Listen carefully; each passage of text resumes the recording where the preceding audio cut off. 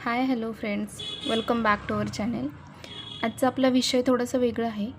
मी काही दिवसापासून महाभारताचे काही एपिसोड्स बघत होते.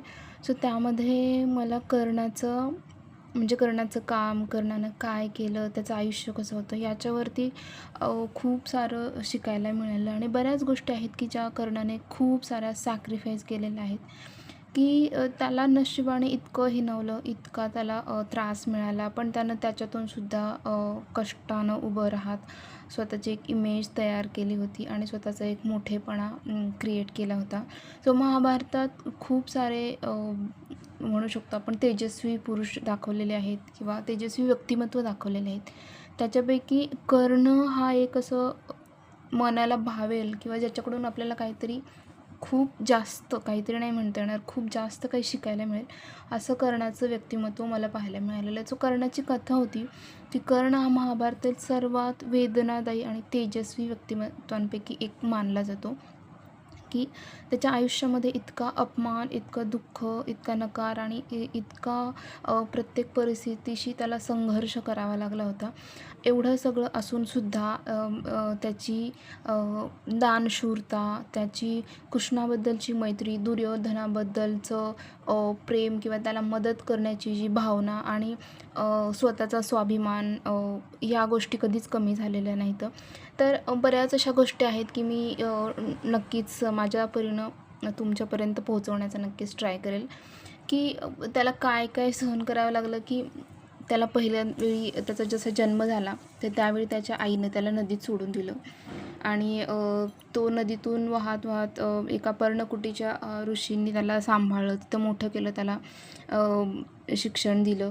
सो जसं जसं तो मोठा होईल तेवढ्यापर्यंत त्याला सांभाळलं त्या दाम्पत्याने.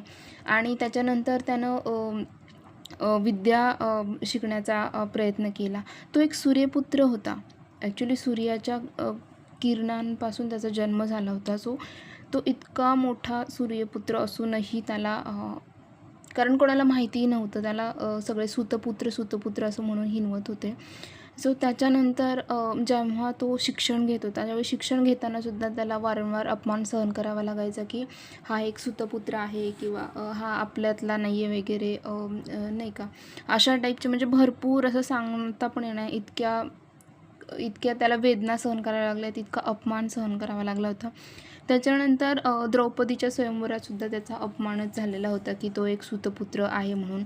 त्याच्यानंतर ज्यावेळी परशुरामांकडून कर्ण विद्या प्राप्त करत होता, धनुर्विद्या प्राप्त करत होता किंवा जे काही त्याला बलिदान मिळत होते, तो ते शिकत होता. त्यावेळी शिकतानासुद्धा त्याला ते खोटं बोलून शिकवून घ्यावं लागलं होतं.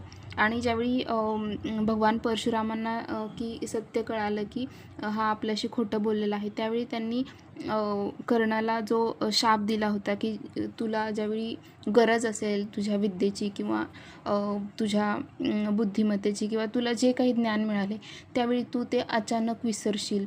तुझ्या शक्तीचा, तुझ्या मंत्रांचा, तुला जे काही विद्या दिलेली आहे त्याचा तुला विसर पडेल म्हणून, की त्याला ते परशुरामाने तसा श्राप दिला होता. त्यामुळे महाभारताचं युद्ध होताना त्याला अचानक त्याच्या विद्येचं विस्मरण झालेलं होतं.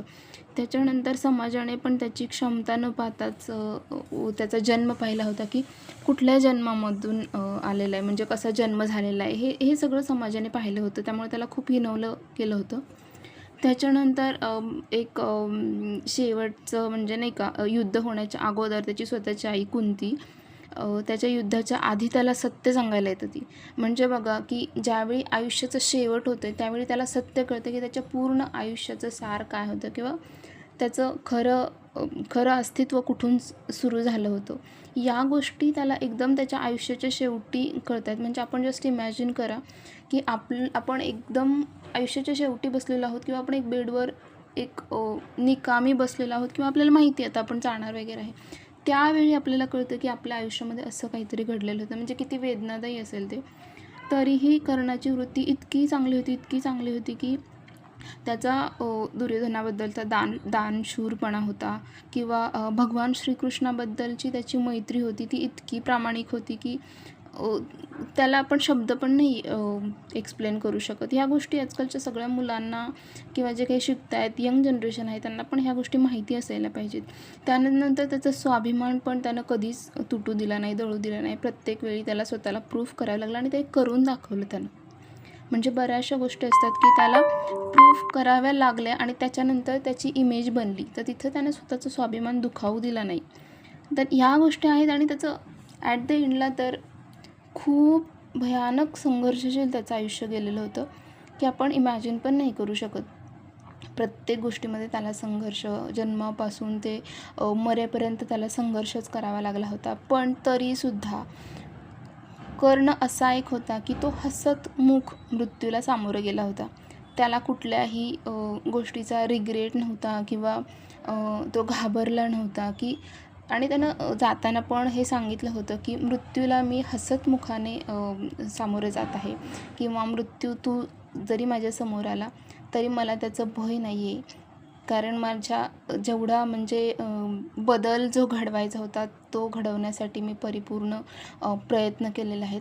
सो ही एक नीतिमत्ता किंवा कर्णाबद्दलची ही काय म्हणू शकतो आपण त्याचं अपमान, दुःख, नकार, संघर्ष हे जे काही सगळं त्याच्या आयुष्यात आलेलं आहे तरीसुद्धा त्याच्यातून त्याची महाभारतामध्ये एक वेगळीच इमेज आहे. आणि बऱ्याच वेळा महाभारतामध्ये महामहिम भीष्म किंवा भगवान परशुराम किंवा दुर्योधन, अर्जुन यांची खूप सारे आपल्याला कथा ऐकायला मिळतात. पण कर्णाची कथा खूप काहीतरी वेगळीच आहे. त्याच्यासाठी तुम्ही मृत्युंजय ही कादंबरी नक्की वाचा. त्याच्यामधून तुम्हाला कळेल खरा कर्ण काय आहे ते.